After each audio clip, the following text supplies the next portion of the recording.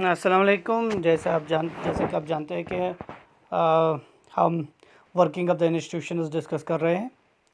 और working of the institutions में जो पहला ऑर्गन है जिसको हम कहते हैं लेजिस्लेचर, उसको हमने ऑलरेडी डिस्कस किया हुआ है। अब जो हमारे पास second organ of the institution रहता है जिसको हम कहते हैं एग्जीक्यूटिव। तो हमारे पास जो दूसरा ऑर्गन रहता है जिसको हम एग्जीक्यूटिव कहते हैं। तो executive means which executes the law और विच इम्प्लीमेंट्स द लॉ। जो कानून, जो लेजिस्लेचर जो लॉ बनाता है, रूल बनाता है, ऑर्डर बनाता है, उसको ग्राउंड में इम्प्लीमेंट करने के लिए एक एग्जीक्यूटिव होता है। एक ऐसी एजेंसी होती है जो उस लॉ को एग्जीक्यूट करते हैं, इन रियल सेंस उसको इम्प्लीमेंट करते हैं, इन रियल सेंस उसको लागू करते हैं। तो एग्जीक्यूटिव जो इस वक्त इंडिया की अगर हम बात करेंगे, इंडिया में जो एग्जीक्यूटिव है, तो एग्जीक्यूटिव यहाँ पे दो किस्म का है। एक को हम कहते हैं पॉलिटिकल एग्जीक्यूटिव और दूसरा जिसको हम कहते हैं परमानेंट एग्जीक्यूटिव। तो पॉलिटिकल एग्जीक्यूटिव क्या है और परमानेंट एग्जीक्यूटिव क्या है? देखिए, पॉलिटिकल एग्जीक्यूटिव होता है जो जिनको लोग इलेक्ट करते हैं, जिनको वोट देते हैं और फिर जाके वो किसी भी लॉ, किसी भी रूल रेगुलेशन, किसी भी ऑर्डर को ग्राउंड पे इम्प्लीमेंट करते हैं। तो पॉलिटिकल एग्जीक्यूटिव ये एक परमानेंट बॉडी नहीं होती है, इनको एक फिक्स्ड पीरियड ऑफ टाइम के लिए इनको इलेक्ट किया जाता है। For example in India they are elected for a period of 5 years. और जहाँ तक परमानेंट एग्जीक्यूटिव की बात है, तो परमानेंट एग्जीक्यूटिव का हम दूसरा नाम भी कहते हैं, इसको हम सिविल सर्विस भी कहते हैं।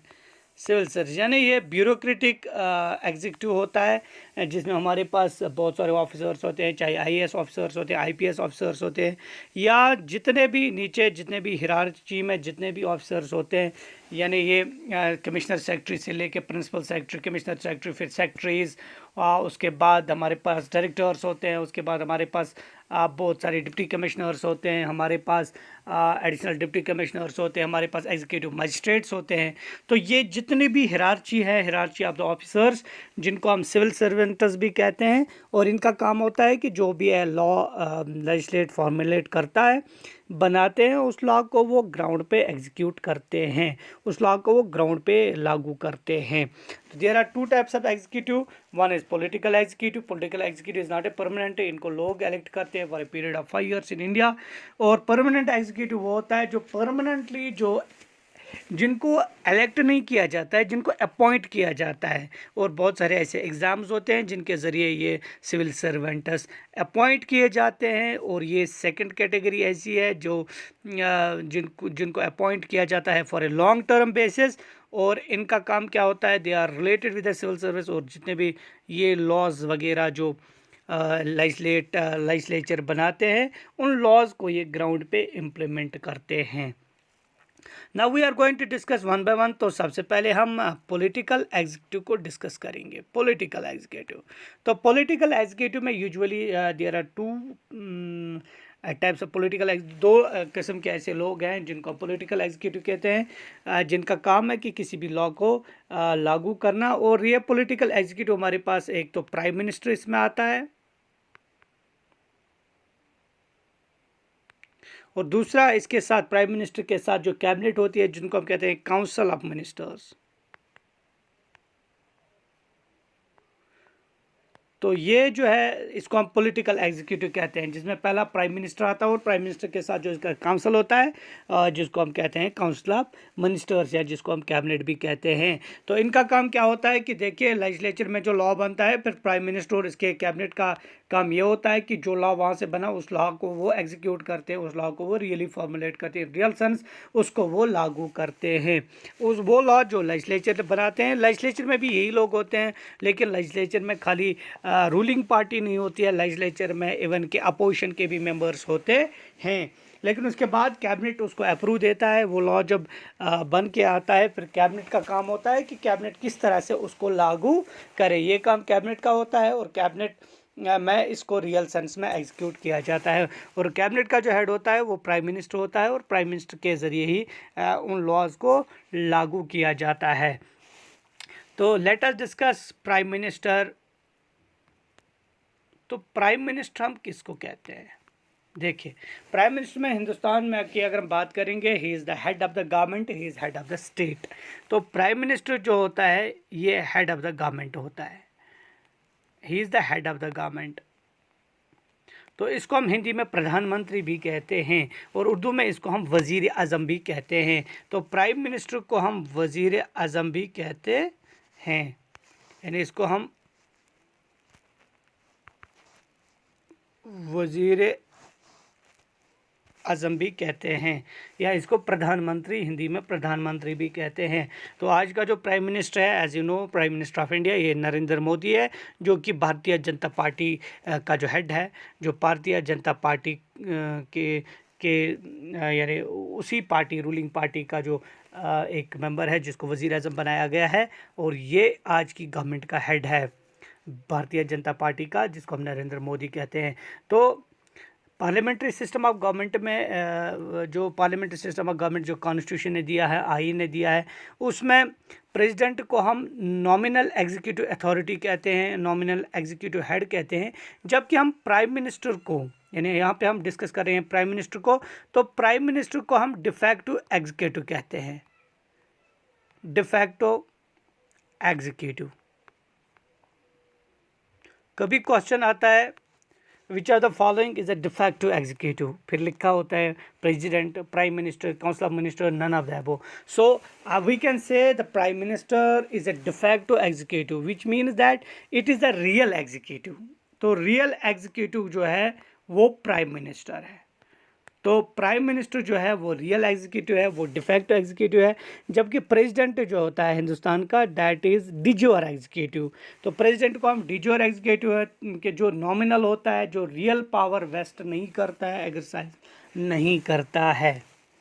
तो जहाँ तक अपॉइंटमेंट की बात करेंगे, प्राइम मिनिस्टर की अपॉइंटमेंट की अगर हम बात करेंगे, तो प्राइम मिनिस्टर कॉन्स्टिट्यूशन कोई ऐसा प्रोविज़न कॉन्स्टिट्यूशन ने नहीं दिया है जहाँ पे कोई स्पेसिफिक प्रोसीजर प्राइम मिनिस्टर के सिलेक्शन के लिए दिया गया हो।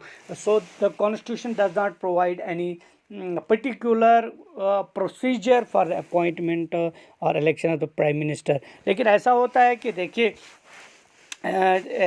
लोकसभा की बात करेंगे या राज्यसभा की बात करेंगे, तो हम पार्लियामेंट की अगर बात करेंगे, लोकसभा और राज्यसभा को मिला के अगर हम बात करेंगे, तो देखिए जो पार्टी इलेक्शन जीत के आती है, जिस पार्टी को हाईएस्ट नंबर ऑफ सीट्स मिलते हैं, उसको हम कहते हैं रूलिंग पार्टी, या उसको हम दूसरे नाम से भी कहते हैं, उसको हम कहते हैं मेजॉरिटी पार्टी। यानी जिसके पास मेजॉरिटी नंबर ऑफ़ सीट्स होते हैं उसको हम रूलिंग पार्टी भी कहते हैं, उसको हम मेजॉरिटी पार्टी भी कहते हैं। तो ऐसा होता है कि रूलिंग पार्टी और मेजॉरिटी पार्टी खुद ही अपना एक मेंबर चुनते हैं और उसको बताते हैं कि he is our prime minister. उसके बाद वो प्रेसिडेंट को उसकी नॉमिनेशन भेजते हैं कि हमारा ये बंदा जो है ये हमारा प्राइम मिनिस्टर रहेगा, और उसके बाद उसको प्रेसिडेंट ही नॉमिनेट करता है, अपॉइंट करता है एज ए प्राइम मिनिस्टर। तो ये पूरा प्रोसीजर जो है ये article 75 of the Indian constitution देता है। आर्टिकल 75 जो है of the Indian constitution, article 75 of the Indian constitution ये क्या कहता है? ये कहता है कि the prime minister shall be appointed by the president. यानी आर्टिकल 75 कहता है the prime minister shall be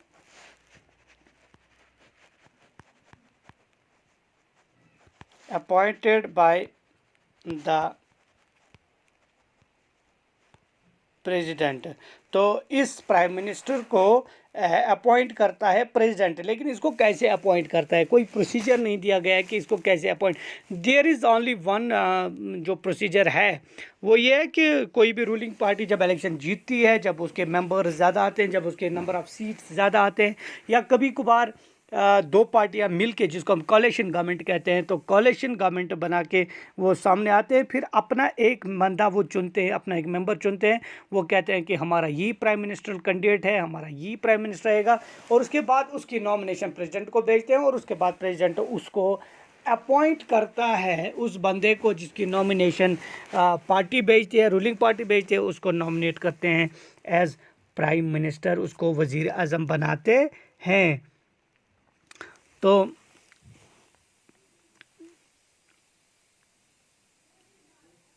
जो एक प्रोसीजर है, एक कन्वेंशन है पार्लियामेंट्री सिस्टम ऑफ गवर्नमेंट का कुछ कन्वेंशन है, जिस कन्वेंशन के मुताबिक जो प्रेसिडेंट है he has to appoint the leader of the majority party in the Lok Sabha as the prime minister. Convention जो अभी तक रहे हैं, जो अभी तक ट्रेडिशंस रहे हैं, जो अभी तक रूल्स कुछ रहे हैं, उनके मुताबिक जो लोकसभा का यानी मेजॉरिटी पार्टी जो लोकसभा होती है उसका जो लीडर होता है उसी को प्राइम मिनिस्टर बनाया जाता है। लेकिन ऐसा नहीं है कि खाली लोकसभा के ही मेंबर्स को प्राइम मिनिस्टर बनाया जा सकता है। अभी तक 3 ऐसे प्राइम मिनिस्टर्स रह चुके हैं जो कि राज्यसभा से जिनको उठा के जिनको प्राइम मिनिस्टर बनाया गया है, जो कि राज्यसभा के मेंबर्स थे, जो लोकसभा के मेंबर्स नहीं थे, जो राज्यसभा के मेंबर्स थे और राज्यसभा के मेंबर्स को प्राइम मिनिस्टर बनाया गया है। उसमें कुछ 3 ऐसे प्राइम मिनिस्टर्स के मैं नाम बताऊंगा, जिसमें इंदिरा गांधी है, देवी गौड़ा है और मनमोहन सिंह है। ये ऐसे 3 प्राइम मिनिस्टर्स हैं जो कि राज्यसभा के मेंबर थे, जो लोकसभा के मेंबर्स नहीं थे, जो राज्यसभा के मेंबर्स थे और राज्यसभा के मेंबर्स में उनको सिलेक्ट करके उनको प्राइम मिनिस्टर ऑफ इंडिया बनाया गया। तो प्राइम मिनिस्टर ऑफ इंडिया जो है before he attends the office उसको एक ओथ उठाना पड़ता है। एज यू नो उसको एक कसम देनी पड़ती है और उस उसको कसम दी जाती है और वो कसम उसको प्रेसिडेंट के सामने उसको ओथ उठाना पड़ता है और उसके बाद वो अपने ऑफिस में बैठता है। और ये ओथ क्या होता है? To bear true faith and allegiance to constitution of India, to uphold the sovereignty and integrity of the India. So these are the things which the prime minister जो होता है उसको ओथ में उठाना पड़ता है। और prime minister he swears that he will not directly or indirectly communicate or reveal to any person any matter that is brought under his consideration or becomes known to him as a union minister except as may be required for the due discharge of his duties। तो जो prime minister की जो उसका जो tenure होता है that is not fixed, वो fix नहीं है, और वो ही holds the office during the pleasure of the president. And however, this does not mean that the president can dismiss the prime minister at any time. So long as the prime minister enjoys the majority support in the Lok Sabha, he cannot be dismissed by the president। और उसकी salary उसको जब वो prime minister occupy office करता है उसको एक salary मिलती है और वो सैलरी और अलाउंस जो इसको मिलते हैं वो पार्लियामेंट डिटरमाइन करता है फ्रॉम टाइम टू टाइम। तो उसको वही सैलरी मिलती है जो एक पार्लियामेंट के मेंबर को मिलती है। उसके अलावा उसको कुछ सैनिटरी अलाउंसेस मिलते हैं, फ्री एकोमोडेशन मिलती है, ट्रैवलिंग अलाउंसेस मिलते हैं, मेडिकल फैसिलिटीज़ मिलते हैं। जहाँ तक 2001 की बात है, पार्लियामेंट ने उसकी सैनिटरी अलाउंस को इंक्रीज़ किया था फ्रॉम 1500 टू 3000 पर मंथ। और जहाँ तक उसके पावर्स एंड फंक्शंस की बात है, मैं जनरली आपको बताता हूँ क्योंकि मुझे यहाँ पे डिस्कस प्राइम मिनिस्टर को इन डिटेल में नहीं करना है। तो जहाँ तक उसके पावर्स और फंक्शंस की बात है, उसके powers and functions as you know that is in relation to 3 things, that is in relation to the council of ministers, in relation to the president and in relation to the prime minister। तो 3 अलग अलग functions हैं, 3 अलग अलग powers हैं। तो सबसे बड़ा इम्पोर्टेंट पावर जो ये है कि काउंसिल ऑफ मिनिस्टर्स जो है उनको रिकमेंड जो है उनको अपॉइंट जो है वो प्रेसिडेंट ही करता है। तो ये प्राइम मिनिस्टर ही उनको रिकमेंड करता है कि किस किस को मिनिस्टर, कौन से मिनिस्टर बर्थ किसको मिलनी चाहिए।